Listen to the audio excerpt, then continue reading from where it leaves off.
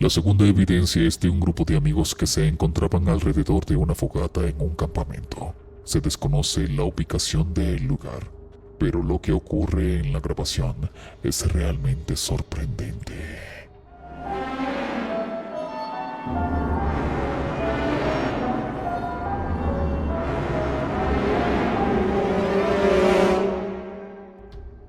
Lo que parece ser un ser de luz pasa de izquierda a derecha rápidamente entre las personas.